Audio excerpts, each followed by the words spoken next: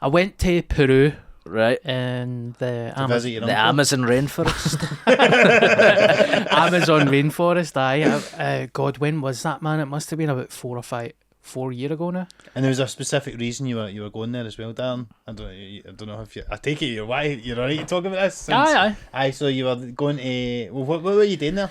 All inclusive, mate. Stabby holiday. No, I went over. It's because I did Trust Me with my best pal Jodie Whittaker, Doctor Who. And she was also a doctor in that as well, I heard. Yes, Yeah. she was. She's a doctor in everything. No, but I met somebody there. I won't name him. I met somebody there that I when I was sitting having a cup of tea, I heard them talking about this, ayahuasca and like DMT and stuff. Yeah, so like hallucinogenic sort of drug experience kind of thing. And it was always something that I wanted to do. Yeah. And when I heard that guy talk about it, I was like, mate, how do you do that? And he actually had contact information. So I thought, fuck it, man. It's now or never. I'm very much living in a wee bubble in Glasgow. I don't really like travelling. And I looked at that as like completely something that's against the grain of what I would do. Yeah. So I thought, go over. It was for 3 weeks. Take ayahuasca. You know, basically lived in a fucking mud hut. It was a hut. It had a roof. Made of mud. It was on mud. It had a roof and just mosquito nets, so there was no doors to it or anything. Aye. And it was a bed, a table, and yeah, I was over there for nearly 3 weeks. Yourself or you with other people? I knew a guy that was there that was Scottish, and someone booked with me that wasn't that much of a friend, but it was and there was 3 years, and then there was a group of people. There was like together. 13 years there. Right. All French people, Spanish. And all there for the purpose to have this sort of psychedelic experience, or Yeah. Right. So what happens then when you turn up and all this kind of stuff? Yeah, it was pretty. Because, you know, you're a stand-up comedian, so you're like, oh, I could probably get jokes for this. Aye. Aye. It's a long way to go to get material. Get jokes or get a show from it, and then 4 days in, I'm just sitting in this mud hut, like, I'm not getting jokes for this. But part of the process is you go over for a couple of weeks, you take ayahuasca 6 times. Right. It's ayahuasca, day off, ayahuasca, day off for 6 times. Uh-huh. And you go, you know, you need to go through this detox, which I never did. The guy was like, no junk food, Cutting corners. no Straight away. fizzy juice for 10 days. Uh-huh. So 2 days before I left, I was sitting in my mate's house in Milton eating a munchie box and tanning 2 litres of Diet Coke. I was like, one last binge before I go.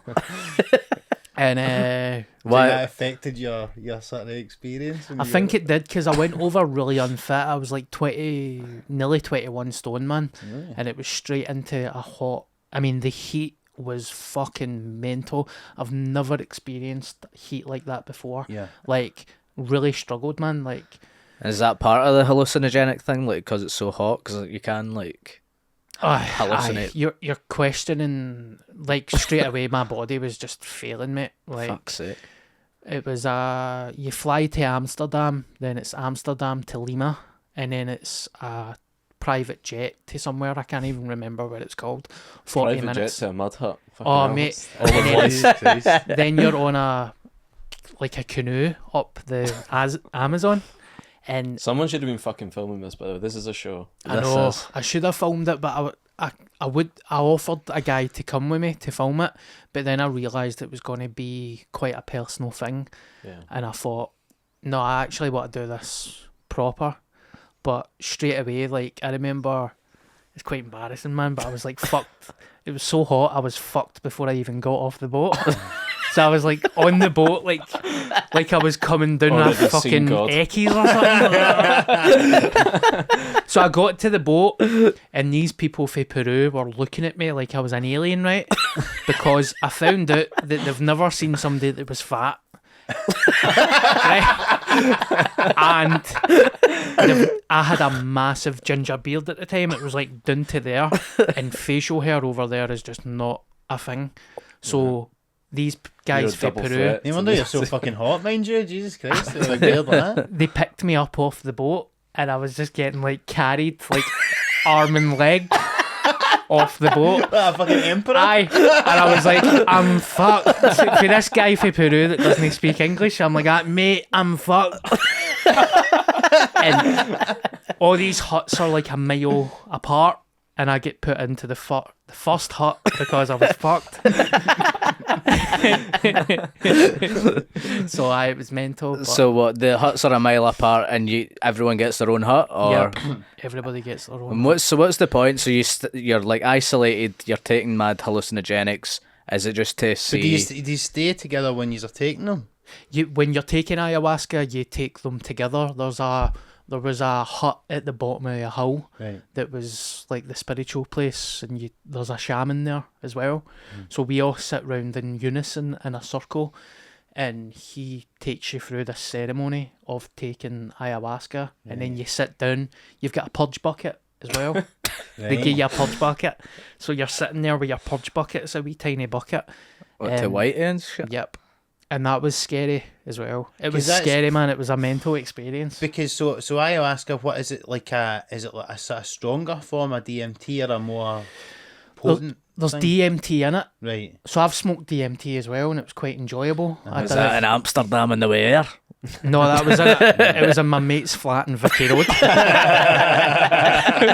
About 9 years ago. But you don't need a fucking purge bucket when you're taking DMT usually, No. do you? Right. So why do you need it for ayahuasca? and stuff? Because ayahuasca, I think, is set up to completely purge your entire body from, I don't want to sound like a hippie here, right? But it's Toxins. like negative thoughts and stress and toxins, and you go through the process of actually purging, like just being sick. Yeah. So people are like, oh, did you see anything? A couple of times when I took it, I was literally just being sick for 4 hours. Just Donner While- meeting your way to in Oh, the mate. bucket. You didn't do the detox, Darren. Aye. that's the fucking first reason that they make you fucking be sick, Let's see just if to you're a make sure. fucking liar. Just picturing Steve whiting up a roll in a Kit Kat.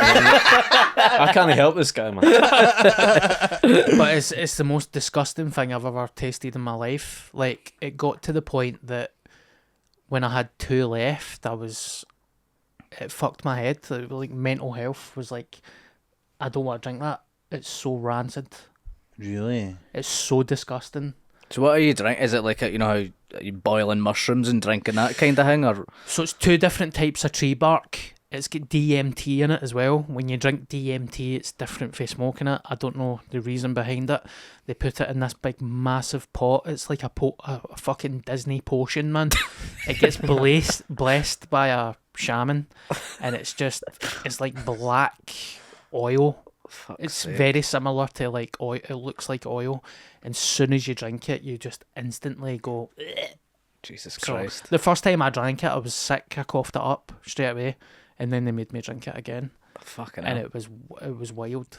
Was it worth it? Did you enjoy the experience, or Well, did you have any hallucinogenic experience? Did you have any kind of DMT-like sort of experiences while taking the ayahuasca? I remember one. It was like it was giving me like visions and messages of to be a better person. Yeah. So it was showing me situations when, say, I've been a wee guy, like 15 or something, and I've been in my mum and my dad's house, and I've said something cheeky to my mum and my dad, and then I've walked out.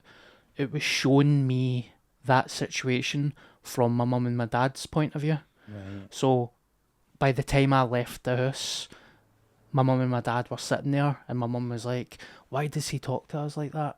I wish he knew that we loved him, and that type of stuff. Wow. fuck's sake? So I remember thinking, God, I just want to tell my family that I love them, and I wish I wasn't so bad to my mum like when I was younger and stuff. So it was like that type of shit. But also like, you know, you think you've got depression and stuff, and I have had depression in my life, but it's not until you do something like that, you're like, yeah, my life is not that bad, because there was people there there was a guy there that was dying from a disease. There was somebody that was sexually abused when they're younger, and see, listening to them go through a purge, Yeah. It was the most intense fucking... I mean, there was a guy there that was purging, and it sounded like evil was actually leaving his body. Like it was a demonic... It was like an exorcism. It was a demonic thing that left his body that was going into this bucket. And even when I was purging, I could feel like depression. I could feel depression, stress, self-doubt actually leave my body. That's what it felt like I was purging. It was mental. Crazy. What did they do with the bucket after? It's got a barcode in it, man. Fuck real. It's very fucking... I'll give you a tenner to down that. Aye. Got a bucket of depression here, lads. There you go. Dirty pint of pure evil. Aye. Sorry, that got a bit too intense there. I'm so sorry. No, I'm interested because, like, so see when you're saying about, like, hearing the people purging that have had these terrible things happen to them in their life, so, like, when it's hard to listen to, is it because, like, the more, like, fucked up things you've went through, the worse the purges, or, like, while they're purging, are they talking about the stuff that they are seeing or that they've experienced and stuff before, or is it literally just because they sound more like it's a bit of everything. It's a bit of everything, mate. Like, they're kind of reliving their trauma, so that we're all there together. Right. And it's such a... So would you explain to other people there, like, oh, I'm seeing my parents now and, you know, blah, blah, all that stuff you just said, like, to them? Would you tell them that? I never told them as a group, but I did share it to the shaman and to a few other people. But there was one... I tell you, I don't think I've ever said this on a podcast, right?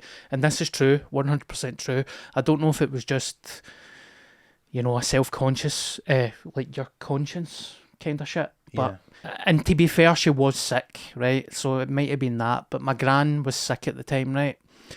And I went over there, and a lot of the hallucinating stuff doesn't happen when you're taking it. Right. It happens after it when you're sleeping. So you get really crazy dreams. And the dream that I had was, it was my third day there. The dream was that I got back from Glasgow Airport, and my dad was standing at his door, and I remember him having stubble, and my dad's never got stubble. He's like old school Glaswegian guy, like brute in his fucking face. So I remember thinking, that looks quite weird that he's got stubble, and he done that. Look, I'm really, really sorry. We didn't want to tell you this, but your gran died. And I was like, what do you mean my gran died? I woke up like that. Went down to the guy, and I was like, I had a really fucking horrible dream, man, about my dad. Because you know what it's like with Scottish dads, you've never really got a connection. We love each other, but you don't really say I love you. Yeah. But it was very like vivid, like me saying I love my dad in this dream. So I told them, and they were like, remember that? Cut a long story short, I'm coming back from Peru, walking into my street. My dad's standing at the front door. He's got stubble in his face. Oh. I did that, what's wrong? And he's like, I've got some bad news. Your gran died. She died 3 days into when you went to Peru, and we didn't want to get in touch with you because we knew that you were away. So I'm sorry. And I'm like, holy fuck. That's crazy. Exactly how I seen it in the dream is how it happened. She's like fucking seen the future, basically. Aye, and I don't know if it was a drug fucking psychosis drug thing that maybe I knew that she was sick. And maybe that's amazing, man. I don't know. I'm always fascinated by that. I do think we can tap into some higher form of consciousness than we realise, and that's why I'm fascinated. I've never taken really anything, but I'm always fascinated with these sort of things, and that's a belter, man. Yeah, mate. There was a couple of things like that. I remember I had a dream that after the once taking ayahuasca, I had this dream that everybody there, we were all sitting in this hall in a park, and the grass was so green that it was like cartoon green. Right. And I remember looking at the sky, and there was like no stars or anything. It was just jet black, and the shaman was speaking in English, and he said something along the lines of, thunder and lightning is nature's music, or something like that. And I woke up, and it was like a flash flood and a thunder and lightning storm. I went down, we were taking ayahuasca. The next time we took ayahuasca, he's talking in his language, and the person interpreting. Is that even a word? Interpreting. Aye, cheers. Red group. I've totally fucked a good story there by the interpreting. He said in his language, it can be scary in the jungle sometimes. Thunder and lightning is nature's music. And when he said that, I was like, who the fuck told him that? So, hundreds of shit. Like, fucking hell. hundreds of shit. Spoilers. For life. I'm not having a stroke. But it was quite scary. Was there any mad shit that happened that just never came true and you're just like, thank fuck that like you're Dreaming you're playing for Celtic. And still holding out hope for that? There's things that, I mean, things have happened in your life that everybody's had a sad experience, or they've experienced grief or depression. So I went over there with a specific thing in my mind, like maybe that'll make me recover from this. And I did not experience anything with that. So if you're going over with one thing in your head, then the exact opposite will happen. But it was mental. Also, I'll tell you a funny thing. They were like, you're not allowed to masturbate when you're here. You're not. We had like a group fucking team talk, right? And it's like, when you're here, don't masturbate, because if you have a wank, it like fucks up the process. And everybody was like, yeah, completely. And I'm like, what? I've no while they're fucking giving the instructions. I was like, I've not went one day without a wank since I've been 12. I've had a fucking cancer scare. Like, I had a cancer scare once, right? I went to a doctor, had to get checked for a lump. See, by the time I went home and I never, like, you need to find out, I was like, totally devastated. I'm like, a young guy, I've got a lump in my balls, man, I might die. I still had a wank. So I was over there and I was over there, right, and I lasted 4 days with having a wank. And I remember thinking, I need get the bucket. My auntie's fucking heart exploding. I remember thinking, I need to masturbate. And I'm sitting there with this fucking ginger beard. You've got no phone or anything, right? Mm-hmm. So I just had a mad, flaccid fucking jungle wank. Like, there's nets there as well, so people could have walked past. But I had a wank. So see the Scottish guy told me, he's like, look, dance man, if you go over, just try your best not to masturbate, right? but if you do masturbate, you know, tell us and stuff, but, you know, don't worry about it if you do have a wank, but just try your best to follow the rules. And I had a wank, and I went down and I was like, mate, I'm so sorry, man, I had a wank last night. And he was like, that, you had a what? I can't believe you had a wank. And I was like, what? I try my best. And he's like, oh my God, I can't believe you had a wank. So he went away and he told the shaman that I had a fucking wank, right? Grass. And every single cunt in the fucking their community, they shunned me. They shunned us for like 2 days. And see, the next time I took, hang about there and stuff. mate, I was like walking up to people like, all right, mate, how you doing? And they were like, There's the masturbator. So,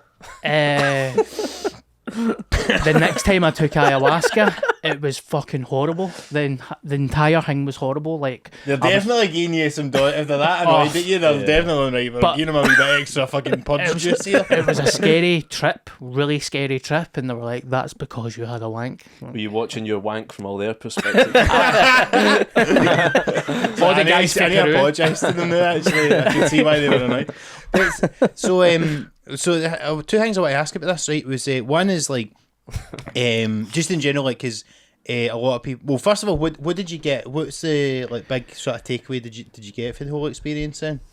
Like, in terms of like, did you come away with like a more widened perspective, or like did you see things in general? Or was it like kind of those like specific things, like the stuff you're saying about like your mum and dad when you're growing up and like those sort of psychedelic experiences? But did you have any of the kind of, I guess, like everybody talks about the goddesses and stuff like with DMT. Have you ever had that? Did you have it there? And like, what did it change? What did you take out of it overall, would you say? So I experienced the situation with the goddess, but I'll tell you what I took away from it first. I took away. This is when I roundabout just got sober. So I think I'm nearly, in December the 17th this year, I'll be 7 years sober. That's brilliant, man. When I went to Well Peru, done. thank you very much. I still take Eckies now. No, thank you very much. So when I went over, I think I was approaching 1 year sober, and I was getting help from sober friends and all that stuff. And the people that were sober in my life, I was like, "Yous are all fannies, man. I don't know if sober life is for me." Yeah. So I went over there thinking about taking drugs and drinking alcohol again, because I was like, I'm only 28 years old. I'm a young guy. I'm not an alcoholic, because I'm like looking at other people and I'm like, I'm not as bad as that, so I can't be an alcoholic. Yeah. So the thing that I took away from it, I got a lot of visions and I got a lot of dreams, and it was showing me things like me 30, 40 years from now, and it was showing me like a really sad, old, unhealthy guy that was just abusing his body with drugs and alcohol, and I just looked grey and depressed, and it was showing me that. It was like, you've got two paths. If you go down this path, this is you in 30 years. And then it was showing me another path, like being like happy, healthy. The colours were really bright. So the bad trip was like black and white, and then my happier life was just like technicolor happiness. And it was like, go towards the technicolor. Yeah. So I went there with an ungrateful feeling towards being sober, and I walked away with a gratitude towards it, that you've seen what it will kind of lead to. And it's never left me. Yeah. And the urge to kind of drink or take drugs has never been there now. It's completely gone. That's And it was like, you need to look at, because you know me, like sometimes you see me and I'm like 24 stone, and then other times I'm like 11 stone. Yeah. You're like, what the Even fuck? I sometimes see your tweets and it's like, you'll be like making a smoothie or something healthy or whatever, and then it's like, I've just tanned a munchie box. So there's like nay in between. Yeah. So- But I relate to that, because I've got my own version of that. Like, we've been up and down with food and things like that. Yeah. Yeah. And it was showing me that. It was like, you need to be kinder to yourself, because I'd like to think I've changed now, but a lot of my jokes were like, "Oh, I'll never have a girlfriend, you're a fat ugly bastard," which was a joke, but then it became Self-fulfilling prophecy. I started to believe it. Yeah. And then people were like, "Mate, that's no funny, there's a viciousness to that, it's like self-hatred." Yeah. So I feel like that changed that as well. Great, So I became a lot kinder to myself.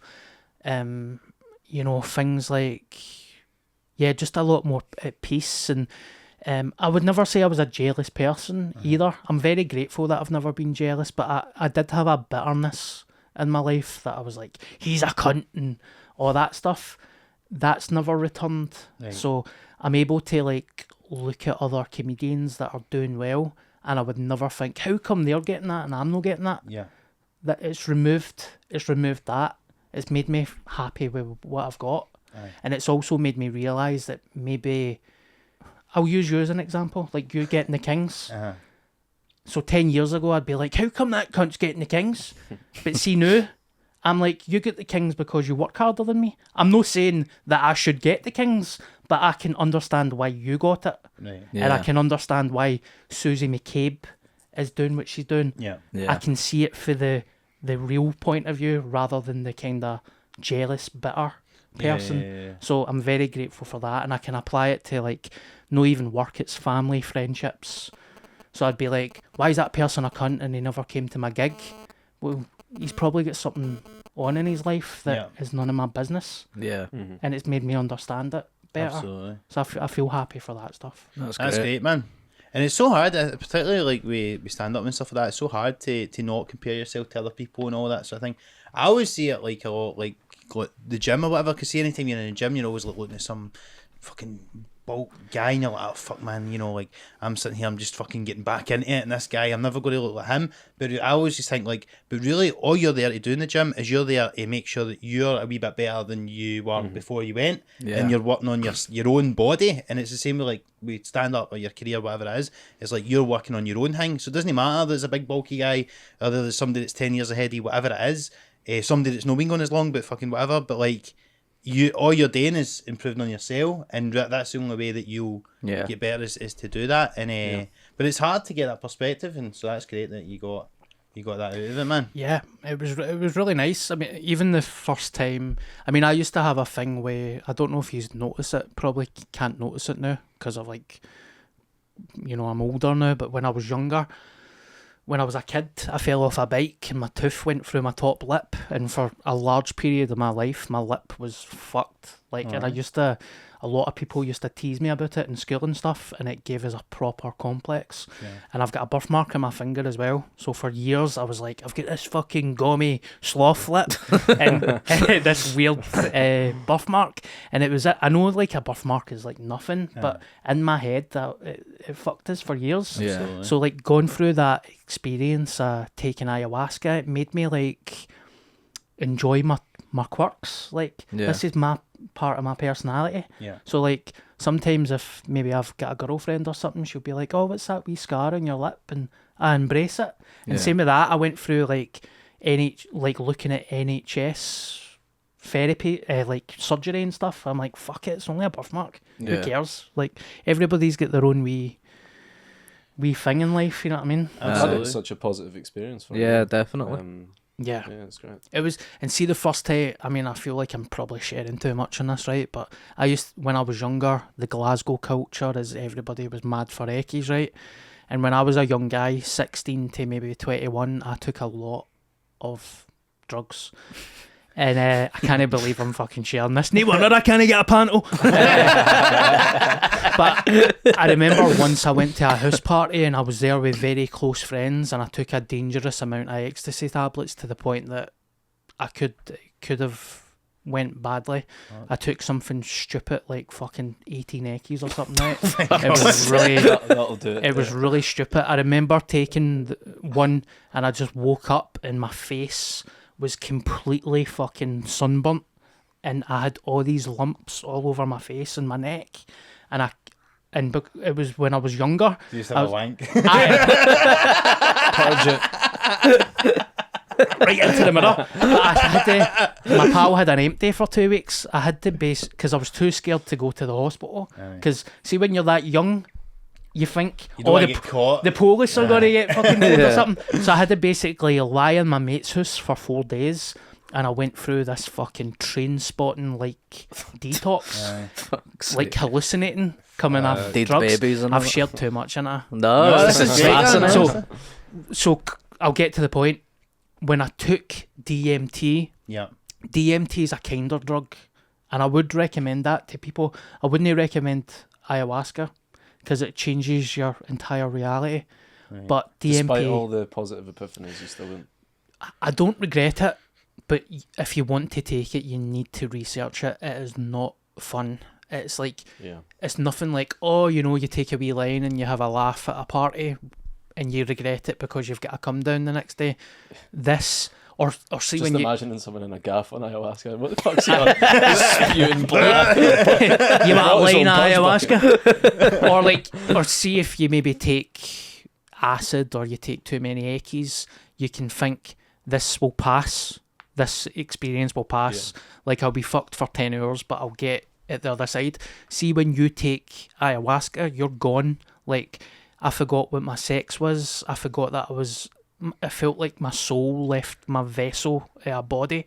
Totally lose track of time. You don't know where you are. You think you're in another universe. It is a fucking... I can understand why people lose their mind. Yeah. But similar to how you described the panto earlier. A Dundee panto, man. You get some done off it. But the first time I took DMT, after that, I got a vision or a message, and it was stop taking ecstasy. And I was a vegetarian at the time. Yeah. And it was be a better vegetarian. And see, since my first time I took DMT, I've never took a eckie since. No. Did have a big tasty last night though. Yeah, fuck that. Two double cheeseburgers. But you were talking about I don't want to pure bore you with this chat. That's what I ask. I'm interested. You were talking about the green goddess. The goddess, that's what everybody say. Because I remember talking to somebody before, and they said basically like a common thing that people see on DMT is like they get in touch. It's always like a feminine like sort of God or like energy or something like that, and let people talk about this. So what was your experience with that? I got it with ayahuasca. Right. So I think it was the 5th time by that, because I went 5.5 days with no food. It was so hot. There was food provided for you, but it was so hot I couldn't eat. And yet you had a wank after 3. Is that how you actually wank? You've done that? Is that not the way you're supposed to wank? I pull that face enough. For the listeners, he's doing a double-hander. And it's a long backwards moment. double-hander. A backwards double-hander. And pulling the chin down as well. But by that time I wasn't even really drinking water, so I was dehydrated and I was fucked. And the 5th time I took it, I was purging, and it was really painful. It was a painful experience, and there was nothing enjoyable about it. And I remember just consciously thinking, I think I might die. Like, I think I'm going through the process of dying here. My body's failing, my mind's failing, and I feel like I'm choking on my fucking vomit. And plus, see, when you're hallucinating like that and you're holding a purge bucket, you don't even know. I didn't even know if I was being sick into the bucket. It was just, you're gone. So the moment that I thought, I think I might die, I had this experience of a green feminine like goddess. And I felt, to the point that I thought it was the shaman at first, standing beside me, because it looked like a shaman, but it was a female. That the real shaman was a guy. And I remember like putting my hand out to like touch her, and there was nothing there. And I was saying like, fuck, only having a wank.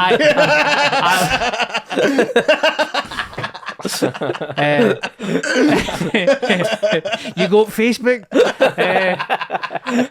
I was like, I did say like, who is that? Who's there? And obviously I never get an answer. But as I was choking on my sick, I had this kind of feeling or message of, you're gonna be all right. Yeah. You're okay. You're safe. And then I was choking on something. So I had this feeling that she sat beside me, and then I could see her hand at the bottom of my spine. And as she was raising her hand up, that's when I was being sick. So it was like she was making me purge, but when she was helping me through it, it was a better experience. And after it, I remember saying that to the guy. I was like, who was that was helping me? Like, I totally explained it. I was like, I thought somebody came up to me, and it was so real that I said to, like, I seen a woman come up and help me, but it was like a green, I felt like it was a green female presence. So I feel like I'm a fucking psycho for saying that out loud. No, it's fascinating. Because what I'm interested in as well, so have you taken away any more of like a spiritual belief, a belief in the afterlife, there's something else out there, or do you go, it was maybe just more like a hallucination or whatever? What did you take it away from it? So like I get raised a Catholic, and you know, the Catholic upbringing, it didn't make me believe in that, and I don't know if I believe in that anymore, but it definitely gave us a belief that there's something after death. And it was very vivid and very strong that we are living behind a curtain. And I took ayahuasca and I got to peek behind a curtain. And it was very, very scary. Also, another thing that was really scary, I don't know why I done that, like I was fucking Elvis. Come on. There was a shared trip. Everybody there shared a trip. The same visions and stuff. We were all sitting around in a circle in complete silence, and I genuinely felt like we were communicating through telepathic messages. Like, are you alright? Yeah, I'm alright. Are you okay? And everyone was saying this back to you, like, we felt this as well. Yep. As I'm like that. I'd in love the corner to be, of the fucking hut. I'd love to be sober there just watching you, mad cunt's going off your nut. Scary, man. Because what surprised me as well about the wank thing is like you would think Back that, to the wank. No, but you would think that, like, it's funny that they say, don't masturbate, not, because you would think that like somebody would end up shagging each other on the thing. Did you get your hole in a mud hut? Is what Jennings is trying to ask you. I was after Or an did anyone orangutan. shag? Well, it was. I can understand now because they say that it's like life form and it's your energy and stuff. And I was exhausted after I had a wank, even though it was a shite wank. It was the worst wank of my life. What's the best wank of your life, Darren? After DMT. No, but it's so weird because like women were walking about with their tops off and stuff, and obviously if that happened in Scotland, it's a bit like strange, isn't it? Because nobody does that. But over there, like guys walking about with no clothes on and stuff, and it was very accepting. But I lost my train of thought there, man. So nobody was Well, they're shagging on as with far it. as you remember? Nobody was shagging that. Ah. Well, I kind of derailed you when you were talking about you wouldn't recommend ayahuasca, but you would recommend DMT. Yes. What's different? Like, is it just sort of less involved? So DMT just lasts for about 10 minutes and it's not addictive. You don't get a come down. And after it, I was having like cups of tea and some biscuits. And you're sitting there with a cup of tea and you're like, that was the most mental fucking thing I've ever had in my life. Yeah. It kind of feels like you've had a nice bath, like a warm bath, and you feel nice and relaxed. I had a lot of stress knots in my body and it felt like they were popping. Like just became so loose. But DMT, I would say anybody should take it. All these weeks I've been trying to get sponsored by Greg's, and then we're going to get sponsored by DMT. Aye. Joe Rogan or some shit. Aye. You were saying that it was like almost like a peek behind the curtain to the other side or whatever. What was behind the curtain? Do you remember? Was it the Green Goddess or was it something different? I feel like I'm going to bastardise this. It's like Catholic religion, well, supposedly it's like 2,000 years. Yeah. This was like millions of years. Like this has been about for thousands and thousands of years, like before Christ. Yeah. Wasn't So- it a blue goddess though, was it? I Still a bit of Catholic, I don't know. I kind of feel like I was just like, there's so much more to life than what we know. So it was more of a feeling rather than like a vision. Yeah, I can't remember a vision. I can't remember.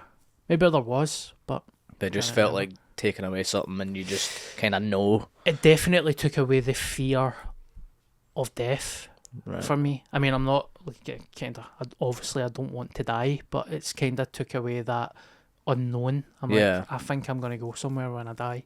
I Right. just don't know where. That's got to be the end of the podcast. Yeah, no, surely. Have you ever tried to suck yourself off? Most lad chat podcast ever, fucking DMT, wanking and sucking yourself off. We call it a Hawaiian blowjob, actually. Obviously, I have. Exactly.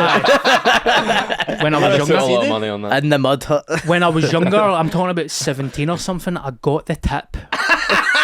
I got the tip. Like I was able to touch the tip with my tongue.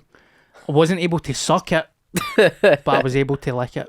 Well, it doesn't surprise me. If this is the way you're wanking, you must have some piece on you. I've fucking I've got a good For banger our on English this. listeners, we don't mean sandwich, by the way. Well, if you want to see Darren try and suck his own dick, he is currently on tour. I don't know what your act is at the moment, Darren, but The idea of you using that as a loophole, like Shaman, you said we couldn't masturbate, but you didn't say anything about sucking someone. thanks very much for watching, and please remember to like and subscribe to the channel for more videos, including clips and full episodes of the Some Laugh podcast.